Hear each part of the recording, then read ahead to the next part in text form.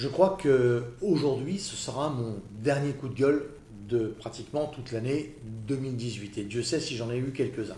Bonjour, Philippe Audiquet, Mastermind à votre service pour vous servir. Génération Patrimoine, Fortune, Succès, Académie. Enfin, vous avez droit à la totale. Je vous rappelle que si vous aimez, vous likez s'il vous plaît parce que ça nous fait du bien, c'est sympa. Et surtout, mettez plein de commentaires parce que ce que je cherche, c'est à élever les débats. Ce sera mon dernier coup de gueule, mais il est important et j'aimerais que dans les commentaires, vous me répondiez et que vous donniez votre opinion parce que votre opinion est très très importante.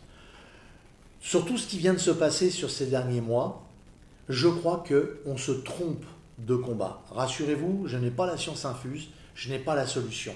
Par contre, mes yeux sont suffisamment avertis pour vous démontrer que nous ne sommes pas dans le bon combat. Qu'est-ce que j'entends par mauvais combat au jour d'aujourd'hui? Eh bien, les gens qui touchent le moins d'argent au jour d'aujourd'hui souhaiteraient en avoir plus. Pourquoi est-ce qu'ils souhaiteraient avoir plus d'argent? Ça, c'est important. Simplement pour mieux vivre, pour pouvoir se servir de cette société de consommation en termes d'objets manufacturés, de nourriture, de voyage, de détente, et d'avoir donc plus de moyens pour le faire. Alors, qu'est-ce qui se passe? Et Coluche, il y a très longtemps, nous l'avait expliqué. Eh bien, on fait des grèves, on fait des manifestations, on fait tout ce qu'on fait à faire. À un moment donné, l'État cède parce qu'il a peur, et donc, comme il a peur de son petit confort, il redescend d'un cran, et on a tous un peu plus d'argent tous les mois. Super. Sauf qu'au terme d'un certain temps, les entreprises, voyant que de toute façon, leur marge a été diminuée du fait de ces augmentations, puisque c'est généralement sur le salaire, et bien le salaire, c'est pas l'État qui le donne, c'est bien les patrons, ils réaugmentent leur prix et on recommence. Et finalement, d'étage en étage, on est arrivé à des trucs mais qui sont incroyables. Je vous ai parlé de la Poste la semaine dernière. Quand on se rend compte que la Poste augmente le timbre simplement parce qu'elle ne gagne pas assez d'argent, expliquez-moi comment ferait le boulanger du quartier s'il n'y arrivait pas. C'est juste fou, tout simplement. Alors, les augmentations, c'est bien, mais moi je pense, et je le dis ouvertement et très fortement, ce qu'il faudrait, c'est bien évidemment que l'État dépense moins. Et oui, l'État, comme des gens comme notre président actuel qui dit « vous avez voté pour moi », il n'y a que 18% des Français qui ont voté pour lui, et techniquement, personne n'a voté pour lui, puisque dans la réalité, on a surtout voté par défaut contre un autre présidentiable. Donc, c'est un petit peu faux de dire vous avez voté pour moi, vous avez voté pour un programme. J'ai rien voté du tout pour un programme. Simplement, il y a d'autres présidents potentiels dont on ne voulait pas et dont je ne voulais pas. Donc ça, c'est un véritable problème. Pourquoi? Parce que ces gens-là, une fois qu'ils sont au gouvernement, ils nous donnent des ordres. Ils disent on va vous augmenter l'essence, maintenant vous allez manger comme ci, maintenant vous n'allez plus rouler en diesel au bout de tant d'années où on vous l'a vanté, vous allez rouler à l'essence. Et puis faites mieux, roule électrique, on vous donne des primes. Alors évidemment, les primes de la voiture électrique, elles sont super. Il n'y a pas de borne nulle part. Il faut faire 3 heures le plein d'électricité. Alors sur un Paris-Nice, je ne vous explique même pas comment il va falloir s'arrêter tous les 300-400 km et passer 3 heures à attendre. Je veux dire, on est revenu au temps du cheval. Pas cheval électrique d'ailleurs, hein, cheval essence. C'est quand même très curieux. D'autant plus que notre État ne roule pas spécialement à l'électrique.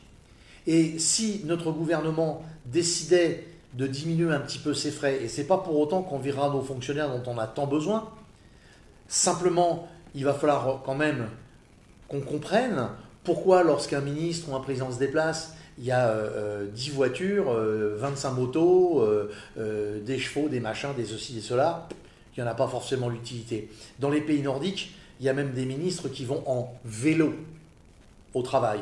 Et ils sont obligés de produire les notes de frais sur les dépenses qu'ils font avec l'argent du gouvernement. Chez nous, non, c'est pas question. Et alors, je ne devrais pas le dire, mais je crois que beaucoup le savent, nous avons même des caisses noires, au cas où. Eh bien, je pense vraiment, et ce sera donc mon dernier coup de gueule de 2018, qu'il faudrait absolument, beaucoup plus de transparence dans l'utilisation des fonds et surtout beaucoup moins dépenser. Ça, c'est exactement possible et c'est tout à fait faisable. Alors, vous allez me dire comment? C'est très simple. Lorsque vous êtes une entreprise, que vous soyez boulanger, artisan, libraire, médecin ou autre, vous avez des frais, vous avez des rentrées fiscales et il faut y faire attention. Et votre marge, elle vient de ça. Eh bien, à aujourd'hui, nous sommes devant un État qui, lui, n'a pas de problème de marge. S'il a besoin de plus d'argent, il tape dans nos poches. Et une fois qu'il a tapé dans nos poches, il le dépense. Relativement mal et souvent plutôt mal que bien. Bon, il y a des bonnes choses qui sont faites, mais il y a tellement d'ineptie. Et alors, ce qui est le plus scandaleux, et je pense que ça devrait être une des premières choses qui soit mise à plat, eh bien, ce serait que la Cour des comptes, qui tous les ans rend un rapport sur l'utilisation de l'argent public, soit enfin, pour une fois, considérée pour quelque chose de juste et d'efficace. Et malheureusement, tous les ans, il y a un rapport. D'ailleurs, on les paye pour avoir ce rapport. Et ce rapport, de toute façon, il est classé. Il est dans un beau tiroir, sur une belle étagère. Et puis, tout le monde s'en fout. Alors, si on dépensait moins, tout le système dépensait moins, il n'y aurait pas besoin d'augmenter de l'autre côté les prix. Et si on n'augmentait pas les prix, on aurait enfin une stabilité. Ensuite seulement, on pourrait comprendre et analyser là où on peut augmenter pour accompagner et aider les gens qui en ont le plus besoin. Mais dans le premier temps, pour qu'une entreprise soit saine, il faut qu'elle ait des comptes sains et surtout qu'elle dépense moins. Et à aujourd'hui, c'est quasiment impossible. Le système fait que nos États, les uns derrière les autres, nos gouvernements, les uns derrière les autres, n'ont absolument pas envie de dépenser moins puisqu'ils sont dans un gâteau. Pourquoi changer de gâteau? Et pourquoi diminuer ce gâteau? Je veux dire, c'est bon. Et quand il y a des miettes et de la crème, il faut surtout passer le doigt. Et lécher le doigt, c'est tellement meilleur. Voilà, ce sera mon dernier coup de gueule. J'espère qu'hier, vous avez passé un excellent Noël.